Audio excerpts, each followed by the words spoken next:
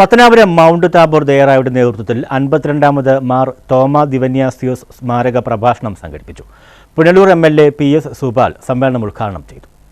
Pathanapuram Mount Tabor ദയറായുടെയും വിദ്യാഭ്യാസ സ്ഥാപനങ്ങളുടെയും സ്ഥാപക പിതാവായ തോമ മാർ ദിവന്യാസിയോസ് തിരുമേനിയുടെ ഓർമ്മ പെരുന്നാളിനോടനുബന്ധിച്ചാണ് പത്തനാപുരം സെന്റ് സ്റ്റീഫൻസ് ഓഡിറ്റോറിയത്തിൽ സ്മാരക പ്രഭാഷണം നടത്തിയത്.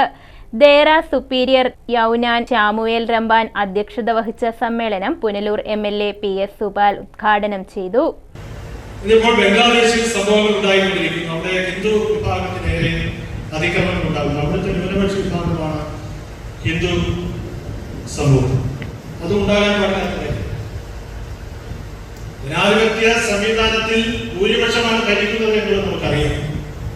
മുൻ സംസ്ഥാന chief secretary K Jayakumar IAS സ്മാരക പ്രഭാഷണം നടത്തി.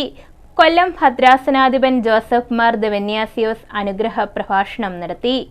തീർച്ചയായിട്ടും മാർത്തോമാ ദിവന്യാസിയോസ് തിരുമേനിയുടെ 52ാമത് ഓർമ്മ പെരുന്നാൾ അതിനോടനുബന്ധിച്ച അനുസ്മരണ പ്രഭാഷണവും നാം നിർവഹിക്കുമ്പോൾ 3 മേഖലകളിൽ നമുക്ക് അനുഗ്രഹം ഉണ്ടാവണം. ഒന്ന്, അദ്ദേഹം പഠിപ്പിച്ച് അദ്ദേഹം തിരശ്ശീലയ്ക്ക് അങ്ങേപ്പുറത്തേക്ക് കടന്നുപോയ അദ്ദേഹത്തിൻ്റെ ആത്മീയവും അതോടൊപ്പം തന്നെ സന്യസ്തപരവുമായ പാഠങ്ങൾ ഉൾക്കൊള്ളുവാൻ നമുക്ക് കഴിയണം.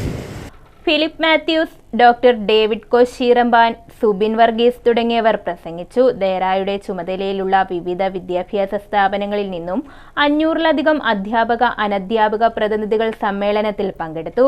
തുടർന്ന് നടന്ന ഗാനവിരുന്ന് ശ്രദ്ധേയമായിരുന്നു.